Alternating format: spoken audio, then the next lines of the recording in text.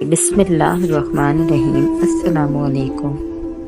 मेरा ताल्लुक़ ऐसे घराने से था जहाँ हमवक्त दौलत की रेल पेल रहती थी। वालिद साहब बहुत बड़े ज़मींदार थे और उनका दबदबा सारे इलाके में था। दौलत की फरावानी के सबब हमारे ख़ानदान के मर्द अपनी हर ख्वाहिश पूरी करने की कुदरत रखते थे, जबकि लड़कियों पर बेपनाह सख्ती जैसे वो कैदी हों। लेकिन बेटों को खुली छूट थी। यही सबब था कि 18 बरस की उम्र में ही मेरा भाई इदरीस ऐसे खेल खेलने लगा कि नेकी बदी की तमीज़ आती रही। हमारा घर गांव में था, लेकिन मेरे तीनों भाई लाहौर में रहते थे, क्योंकि वो वहाँ आला दर्सगाहों में तालीम हासिल कर रहे थे। वालिद साहब ने इनकी उम्दा रिहाइश और हर एक के लिए अलहदा गाड़ी का बंदोबस्त किया हुआ था, ताकि उनके साहबजादों को कोई तकलीफ़ ना हो। इदरीस मेरे दोनों भाइयों से छोटा था, लेकिन इंतहाई रंगीन मिजाज था और उसका दिल पढ़ाई में ना लगता था। गांव की ज़िंदगी से बड़े शहर की रंगीनियों में गुम हुआ तो अपनी ज़िंदगी का असल मकसद ही भूल गया, और अब उसका मकसद सिर्फ दौलत से लुत्फ़ उठाना ही रह गया था। कहते हैं कि जैसा इंसान खुद होता है, उसको दोस्त भी वैसे ही मिलते हैं। इदरीस ने लाहौर जाकर ऐसे दोस्त बना लिए जो उसके हम मिजाज थे और उनका ताल्लुक़ अमीर घरानों से था। पढ़ाई उनके लिए सानवी चीज़ थी। उनके मशागिल में सैरो तफरीर, रक़्स सुरूर की महफिलें शामिल थी। शीबा एक एक्स्ट्रा गर्ल थी जो मेरे भाई को किसी ऐसी महफिल में मिली जहां रक़्स सुरूर से लुत्फ़ अंदोज होने के लिए उन जैसे रंगीन मिजाज नौजवान जमा थे। शीबा से एक दोस्त ने तारुफ करवाया था। वो इदरीस को पसंद आ गई थी। रोज़ मुलाकातें होने लगी। अब भाई बेतहाशा पैसे घर से मंगवाते, कभी अब्बू से, कभी अम्मी जान से, कभी मुझसे बेहिंती करते कि बाजी तुम कुछ फयाजी करो, मुझे सख्त ज़रूरत है। मेरी समझ में ना आता कि मेरा भाई इतने रुपयों का क्या करता है। दरअसल वो शीबा पर इन दिनों बेतहाशा पैसे लुटा रहा था और हम समझते थे कि पढ़ाई हो रही है। शीबा कोई नामी ग्रामी फनकार ना थी। स्टेज ड्रामों या फिर फिल्मों में मामूली किरदार करती थी। खुदा जाने मेरे भाई को उस लड़की में क्या ऐसी बात नज़र आई कि उसकी जुल्फ गिरागिर का असीर होकर रह गया। अब वो पढ़ाई से गाफिल इसी के साथ रोज़ो शब बसर करने लगा। सभी जानते हैं कि ऐसी लड़कियों के पर होते हैं। वो जब चाहे हसीन तितलियों की तरह उड़कर किसी और फूल पर जा बैठती है। फिर भाई पर ऐसा वक्त आ गया कि इदरीस शीबा के बगैर एक लम्हा भी ना रह सकता था।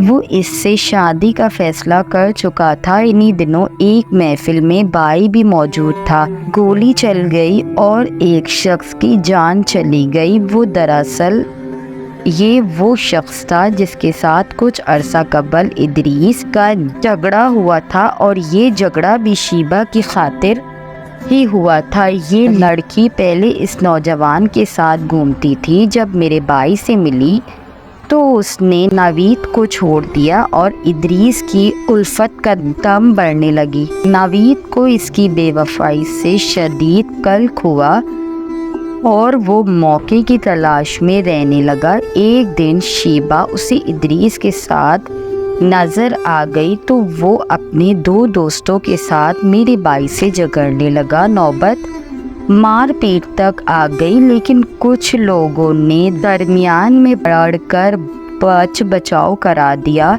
یہ جھگڑا گانے کی محفل سے ہوا تھا، لہٰذا سبھی شائقین جان گئے کہ شیبہ جھگڑے کا اصل باعث ہے، اور ان دنوں جوانوں میں اس کی وجہ سے رقابت چل رہی تھی۔ جس روز ایسی ہی ایک محفل میں نوید کو گولی لگی تو کچھ بدخواہوں نے میرے بھائی کا نام تفتیش کے دوران پولیس کو دے دیا کہ نوید کا ادریس سے جھگڑا تھا۔ ممکن ہے اسی نے اس نوجوان کا کام تمام کر دیا ہو۔ بس پھر پولیس میرے بھائی کو تفتیش کے لیے تھانے لے آئی۔ بھائی نے دونوں بڑے بھائیوں کو فون کیا اور پھر بات بابا تک آ پہنچی۔ وہ اسی وقت لاہور چلے گئے۔ اس دن امی جان کی حالت کیا لکھوں، وہ روتے روتے نڈھال ہوئی جاتی تھی، اور ہم سب بہنیں، پھوپھیاں، کزنس وغیرہ سارا دن ادریس کے لیے دعائیں کرتی رہی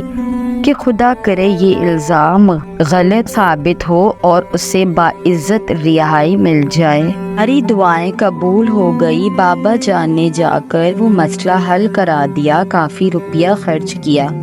یوں ادریس جیل جانے سے بچ گیا۔ اب والد نہ چاہتے تھے کہ وہ وہاں رہے، مگر بھائی نے منت سماجت سے بات منوا لی کہ وہ سالانہ امتحان دے کر آ جائے گا۔ اس وقت پڑھائی مکمل ہونے تک بابا جان اس کو لاہور میں قیام کی اجازت دے دے۔ کہتے ہیں عشق کا کوئی علاج نہیں۔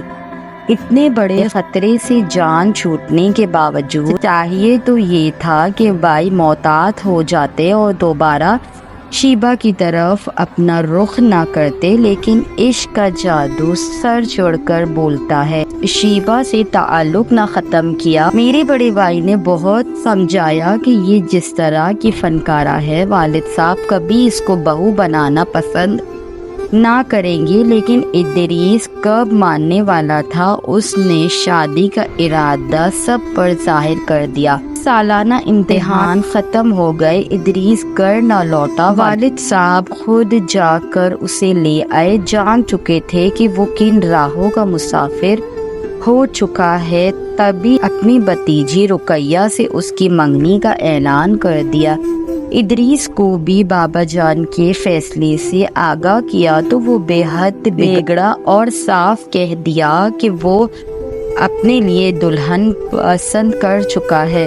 شیبہ سے ہی شادی اس کی آرزوؤں کی تکمیل تھی، اس کے سوا کسی اور سے ہرگز وہ شادی نہ کرے گا۔ بابا جان کو بیٹے سے اختلاف تو تھا ہی، اب وہ غصے میں آ گئے۔ انہوں نے ادریس سے کہا کہ یہ رشتہ میرے نزدیک نامناسب ہے، کسی ایسی لڑکی کو ہرگز اپنی حویلی میں بہو بنا کر لانا پسند نہ کروں گا جو ایکسٹرا گرل کے طور پر جانی جاتی ہو۔ ان کے نزدیک شیبہ ایک بکاؤ شے تھی۔ ان کے خیال میں ایسی عورت ان کی حویلی میں کیسے سما سکتی تھی جہاں عورتیں پردہ کرتی تھی؟ وہ کیسے اس کو اپنے گھر کی بہو اور اس کی نسل کی پروردہ ہو سکتی تھی کہ جس لڑکی کے حسب و نسب کا کچھ پتہ نہ ہو؟ بابا جان نے بھائی کو اس امر سے باز رکھنے کی بہت کوششیں کی۔ وہ کسی طرح نہ مانا اور بغیر اجازت گھر سے لاہور چلا گیا۔ وہاں سے پیغام بھجوا دیا کہ اگر اس کی شادی شیبہ سے نہ کی گئی تو وہ اس کے ساتھ کورٹ میرج کر لے گا۔ یہ دھمکی والد صاحب کو ملی تو وہ پریشان ہو گئے۔ وہ جانتے تھے کہ جوان سرکش بیٹے کو زیر نہیں کر سکتے، تب ایک اور ترکیب آزمانے کی ٹھان لی۔ وہ لاہور چلے گئے اور وہاں جا کر شیبہ کا اتا پتہ معلوم کر لیا۔ وہ اپنی ماں کے ساتھ کسی ایسے محلے میں رہتی تھی جو نیک نام نہ تھا۔ شیبہ کی 2 بہنیں اور بھی تھیں جو کسی تھیٹر کے ساتھ وابستہ تھی اور چھوٹے موٹے رول کرتی تھی۔ وہ خوبصورت تھی اور اکثر شہر میں غربا رقص و سرور کی محفلوں کی رونق بڑھاتی تھی۔ والد صاحب کا کام آسان ہو گیا کیونکہ شیبہ کے گھرانے تک ہر دولت مند کی پہنچ ہو سکتی تھی کسی دوست کے توسط سے وہ اس کی ماں سے ملے اور ان کو راضی کیا کہ وہ اسے منہ مانگی رقم دینے کو تیار ہے اگر شیبہ کو وہ تھوڑے وقت کے لیے ان کے ساتھ کر دے۔ شیبہ کی ماں نے کہا کہ وہ اپنی دونوں بیٹیوں کو راضی کر سکتی ہے لیکن شیبہ کو نہیں، کیونکہ وہ کسی امیر زادے سے شادی کے خواب دیکھ رہی ہے، وہ اس کا کہا نہیں مانتی ہے۔ پھر بابا جان نے خود شیبہ سے ملاقات کی اور اس سے منت کی کہ وہ ایک شب کے لیے ان کی محفل کی رونق بڑھا دے تو وہ اس کے نام اپنی کوٹھی کر دیں گے جو لاہور میں ہے۔ لمحہ بھر کو اس نے سوچا کیوں نہ میں یہ سودا کر لوں، چند شرفا کی محفل میں 2-4 غزلیں ہارمونیم پر گا کر اگر ایک شاندار کوٹھی ہاتھ آتی ہے تو کیا مذائقہ ہے۔ یہ کوٹھی میں اپنی ماں کے نام لکھوا لوں گی، وہ در بدر ہونے سے بچ جائے گی اور تمام عمر سکون سے رہے گی۔ بہنوں کو بھی مکان کا کرایہ ادا کرنے کی خاطر پریشان نہ ہونا پڑے گا۔ اس نے بابا جان کے سامنے یہ شرط رکھ دی کہ آپ کی محفل میں غزل گاؤں گی اور وہاں آپ کے چند دوستوں کے سوا اور کوئی نہ ہوگا۔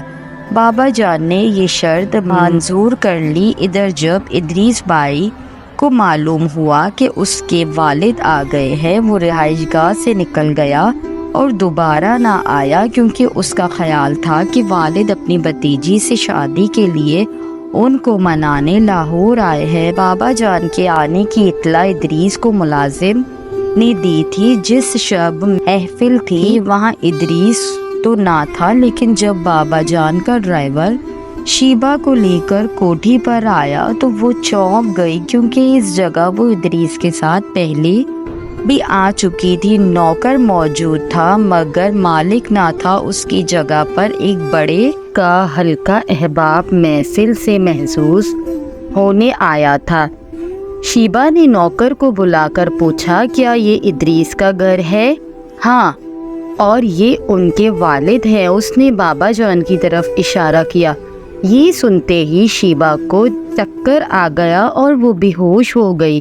اسی بابا جان کا ڈرائیور گھر پہنچا آیا جہاں اس نے کوئی جان لیوا دوا پھانک کر خودکشی کی کوشش کی، تبھی اسے اسپتال لے گئے لیکن وہ جان بر نہ ہو سکی۔ جب یہ اطلاع ادریس کو ملی وہ صدمے سے نڈھال ہو گیا۔ اس نے بابا جان اور ہمارے گھر والوں سے قطع تعلق کر لیا۔ پھر بڑے عرصے تک امی جان اور ہم بہنیں اس کی صورت کو ترس گئے۔ اس نے کسی کو اپنا اتا پتہ نہ دیا کہ وہ کہاں ہے، یقیناً وہ کسی دوست کے گھر پر رہا ہوگا۔ 1 سال کے بعد میرے بڑے بھائی کو ادریس کے ایک دوست نے بتایا کہ تمہارا بھائی فلاں جگہ رہتا ہے۔ بھائی اس سے منانے گئے لیکن وہ دنیا و مافیا سے بے خبر، سلگتے سلگتے نیم جان ہو چکا تھا۔ میرے بڑے بھائی نے اس کے اکاؤنٹ میں کافی رقم ڈال دی تاکہ وہ کسی کا محتاج نہ رہے۔ امی جان کو بھی تسلی دی کہ غمزدہ نہ رہا کرو،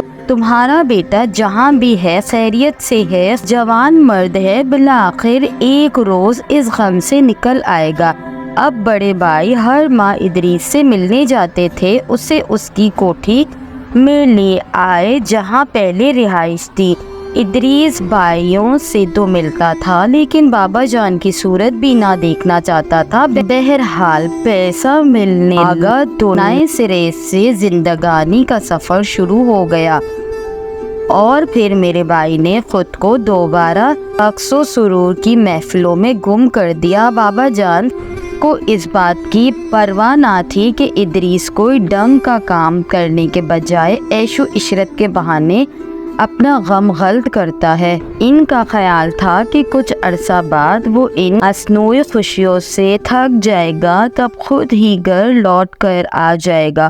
وہ تجربہ کار جہاں دیدہ انسان تھے، شاید اپنے بیٹے کی نفسیات اور فطرت کو اچھی طرح سمجھتے تھے۔ 2 سال بعد ایک روز اچانک بھائی ادریس کا فون آ گیا۔ وہ امی جان سے بات کرنا چاہتے تھے۔ فون ملازم نے اٹھایا اور امی جان کو خوشخبری دی گئی کہ آپ کے بیٹے کا فون آیا ہے، آپ سے بات کرنا چاہتا ہے۔ امی دوڑی گئی، فون سنا۔ اب کافی عرصے بعد بیٹے کی آواز سن کر رونے لگی، اتنے قرب سے روئی کہ ہچکیوں میں آواز ڈوب گئی۔ ماں کا رونا بائی سے برداشت نہ ہوا اور وعدہ کیا کہ وہ باپ کی خطا کو ان کی خاطر معاف کر کے آ رہے ہیں۔ 2 دن بعد صبح سویرے ادریس بھائی آ گئے۔ آتے ہی ماں کے پاؤں چھوئے اور رونے لگے۔ ماں نے گلے سے لگایا اور اپنی قسم دی کہ اب رونا نہیں، کیونکہ رونا مرد کو زیب نہیں دیتا۔ امی جان روز ہی بھائی کو سمجھاتی تھی کہ تمہارے والد غلطی پر نہ تھے، وہ تمہیں اور تمہاری نسل کو محفوظ کرنا چاہتے تھے، چاہے دل لگی 100 طرح کی عورتوں سے کرو مگر شادی اپنی ہم پلہ عورت سے ہی کرنی پڑے گی، کیونکہ وہ تمہاری نسل کی امین ہوتی ہے۔ امی جان روز و شب بھائی کو مناتی رہتی تھی، بلا آخر ماں کی خاطر انہوں نے اپنی انا کو مار دیا اور بابا جان کی بھتیجی سے شادی کے لیے ہاں کہہ دی، کیونکہ رقیہ ان کی بچپن کی منگیتر تھی اور ابھی تک ان کے نام پر بن بیائی بیٹی تھی۔ جب والدہ نے بابا جان کو یہ سندیسہ دیا کہ ادریس رقیہ سے شادی پر راضی ہے تو بابا جان خوشی سے دیوانے ہو گئے اور انہوں نے مانو مٹھائی منگوا لی اور ساری بستی میں تقسیم کروائی۔ پھر بھائی ادریس کو گلے لگایا تو بھائی بھی رام ہو گئے، اپنے والد کی طرف سے جو کدورت دل میں تھی اسے بلا دیا۔ شادی کی تیاریاں شروع کر دی گئی۔ والد صاحب نے بہت دھوم دھام سے ادریس کی شادی کی اور شادی کے تحفے کے طور پر لاہور والی کوٹھی ان کے نام کر دی، ایک قیمتی گاڑی بھی دی۔ پھر ہنی مون کے لیے سوئٹزرلینڈ بھجوایا۔ ہنی مون کے بعد جب ادریس اپنی دلہن کے ہمراہ لوٹا تو بے حد خوش تھا، جیسے کوئی تلخ یاد ان کے ذہن میں باقی نہ رہی تھی۔ وہ اپنی دلہن کے ناز نخرے اٹھا رہے تھے اور ایسے ہنس رہے تھے جیسے رقیہ کو پا کر ان کو دنیا جہاں کی خوشیاں مل گئی ہو۔ رقیہ کو بہو بنا کر بابا جان بھی پھولے نہ سما رہے تھے، کیونکہ بھتیجی کے حویلی میں آ جانے سے ان کی زمین میں اضافہ ہو گیا تھا۔ وہ اپنے ساتھ جہیز میں 2 مربع زمین بھی لائی تھی۔ یہاں بڑے زمیندار ایسے ہی نہیں بنتے، ان کی طاقت ان کی زمین ہوتی ہے، وہ جسم و جان تو وار دیتے ہیں، اولاد کی خوشیاں بھی قربان کر دیتے ہیں، لیکن اپنی زمین کی تقسیم برداشت نہیں کرتے۔ زمینوں کی تقسیم ہو جانا ان کے لیے ایسا ہی ہے جیسے کوئی ان کی پگڑی اچھال رہا ہے۔ جب ادریس بھائی جوان تھے وہ یہ نکتہ نہ سمجھ پاتے تھے، ان کے خیالات پر تعلیم، بڑے شہر کی فراخ سوچوں کا غلبہ تھا۔ وہ کہتے تھے کہ دل کی خوشی سب کچھ ہے اور اس کے سامنے ہر شے ہیچ ہے، لیکن آج جب کہ زندگی کا تجربہ پا لیا تھا وہ دوسری طرح سوچتے تھے۔ اب وہ اپنے بیٹوں سے کہتے تھے کہ صاحبزادوں دل کی خوشیاں ضرور پوری کرو مگر شادی ہم پلہ رشتہ داروں میں ہی کرو، کیونکہ زمین کا تقسیم ہونا ہم کو کمزور کرتا ہے اور یہ تقسیم ہمیں کسی صورت گوارا نہیں ہے۔ اب اگر کبھی کوئی بھائی یا بہن ادریس سے پوچھتا کہ بھیا کیا بابا جان نے تم کو پسند کی شادی سے روک کر ٹھیک کیا تھا، تو وہ یہی کہتے ہیں ہاں بالکل ٹھیک کیا ہے، اس وقت میں غلطی پر تھا اور وہ صحیح تھے، بالکل درست تھے، اچھا ہوا جو مجھے عقل آ گئی، ان کی بات مان لی، ورنہ آج میں کہیں کا نہ رہتا۔ اب شیبہ کے بارے میں ان کا خیال یہ ہے کہ ایسی عورتیں ہم مردوں کی زندگی میں آتی رہتی ہیں، لیکن اصل عورت ہمارے لیے وہی اہم ہے جو ہمارے خاندان کی ہو، کیونکہ ہماری نسل نے ان کی گود میں پروان چڑھنا ہوتا ہے، بھلا ایک بڑے زمیندار کے بچے کس کو ماموں، خالہ یا نانی کہیں، یہ بھی سوچنے والی بات ہے۔ ایسی اور بھی دلسوز کہانیاں سننے کے لیے میری اس چینل کو سبسکرائب کریں، بیل نوٹیفیکیشن کو آن کریں تاکہ میرے چینل کی تمام اپڈیٹس آپ تک پہنچتی رہیں۔ اس کے علاوہ اگر یہ کہانی آپ کو پسند آئی ہے تو اس کہانی کو لائک کریں اور اپنے دوستوں کے ساتھ ضرور شیئر کریں۔ جزاک اللہ۔